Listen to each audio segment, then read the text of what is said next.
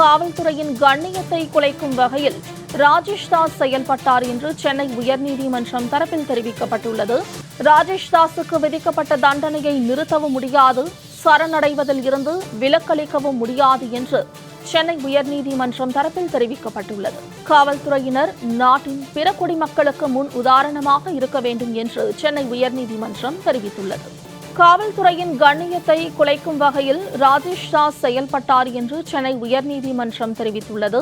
ராஜேஷ் தாஸுக்கு விதிக்கப்பட்ட தண்டனையை நிறுத்தவும் முடியாது, சரணடைவதில் இருந்து விலக்களிக்கவும் முடியாது என்று சென்னை உயர்நீதிமன்றம் தரப்பில் தெரிவிக்கப்பட்டுள்ளது. ராஜேஷ் தாஸ் வழக்கின் தீர்ப்பு விவரம் வெளியாகியுள்ளது. காவல்துறையினர் நாட்டின் பிற குடிமக்களுக்கு முன்னுதாரணமாக இருக்க வேண்டும் என்று சென்னை உயர்நீதிமன்றம் தரப்பில் தெரிவிக்கப்பட்டுள்ளது. கூடுதல் தகவல்களை செய்தியாளர் மகேஸ்வரி வழங்க கேட்கலாம். மகேஸ்வரி, இது குறித்த விவரங்களை பதிவு செய்யலாம். பாலியல் தொல்லை அளித்தது தொடர்பாக முன்னாள் சிறப்பு டிஜிபி ராஜேஷ் தாஸுக்கு 3 ஆண்டுகள் சிறை தண்டனை விதித்து விழுப்புரம் குற்றவியல் நடுவர் நீதிமன்றம் அளித்த தீர்ப்பை விழுப்புரம் முதன்மை அமர்வு நீதிமன்றம் கடந்த பிப்ரவரி மாதம் 12ஆம் தேதி உறுதி செய்தது.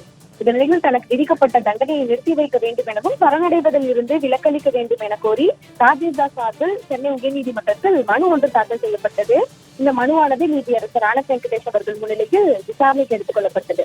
அமைப்பு தரப்பு வாதங்களும் நிறைவடைந்த நிலையில் இன்றைய தினம் இந்த வழக்கில் தீர்ப்பு வழங்கிய நீதியரசர் தண்டபாணி அவர்கள் 3 ஆண்டுகள் சிறை தண்டனையை நிறுத்தி வைக்க கோரியும் சரணடைவதில் இருந்து விலக்களிக்க கோரியும் முன்னாள் சிறப்பு டிஜிபி ராஜேஷ் தாஸ் தொடர்ந்த வழக்கை அந்த மனுவை தள்ளுபடி செய்து உத்தரவு ஒன்றை பிறப்பித்துள்ளார்கள். மேலும் தற்போது நமக்கு ராஜேஷ் தாஸ் மனுவில் வழங்கிய தீர்ப்பு தொடர்பான அந்த விவரமானது தற்போது வெளியிடப்பட்டுள்ளது. அவருடைய தீர்ப்பில் பிரதானமாக நீதியரசர் தண்டபாணி அவர்கள் கூறுவது என்னவென்றால், காவல்துறையினுடைய அந்த கண்ணியத்தை குலைக்கக்கூடிய வகையில் செயல்பட்ட ராஜேஷ் தாஸுக்கு விதிக்கப்பட்ட அந்த தண்டனையை நிறுத்தி வைக்க முடியாது எனவும் அவர் சரணடைவதில் இருந்து விலக்களிக்க முடியாது எனவும் நீதியரசர் அவருடைய உத்தரவை தெரிவித்துள்ளார்கள். மேலும் பெண்கள் சிறுமிகளுக்கு எதிரான குற்றங்கள் அதிகரித்து சமூகத்தில் அமைதியை குலைப்பதாகவும் அவருடைய உத்தரவில் தெரிவித்துள்ளார். மேலும் அதிக ஒழுக்கத்துடன் இருக்க வேண்டிய காவல்துறையினர் நாட்டினுடைய பிற குடிமக்களுக்கு முன்னுதாரணமாக இருக்க வேண்டும் என்றும் அவருடைய உத்தரவில் தெளிவுபடுத்தியுள்ளார். மேலும் இந்த வழக்கில் முன்னாள் சிறப்பு டிஜிபியான மனுதாரர் ஒதுக்கு குறைவுடன் பணியாற்றிய அதிகாரியுடன் முறை தவறி நடந்துள்ளதாகவும் அவருடைய உத்தரவில் தெரிவித்துள்ளார்கள்.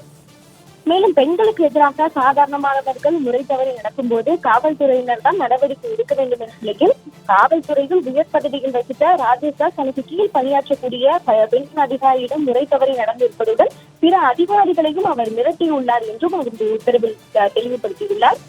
மேலும் மனுதாரருக்கு எதிராக தீவிரமான குற்றச்சாட்டுகள் கூறக்கூடிய நிலையில் இந்த வழக்கை பிற வழக்குகளைப் போல வழக்கமாக கருத முடியாது என்றும் தெரிவித்துள்ளார். மேலும் ராஜேஷ் தாஸ் விசாரணை நீதிமன்றத்தில் சரணடைந்து ஜாமீன் கோரலாம் எனவும் மனு தாக்கல் செய்தால் அதை அன்றைய தினமே பரிசீலனைக்கு எடுத்துக்கொள்ள வேண்டும் எனவும் தற்போது கீழமை நீதிமன்றத்திற்கும் உத்தரவிட்டு இந்த மனுவையும் தற்போது தள்ளுபடி செய்து உத்தரவு ஒன்றை பிறப்பித்துள்ளார்கள். மோனிஷா.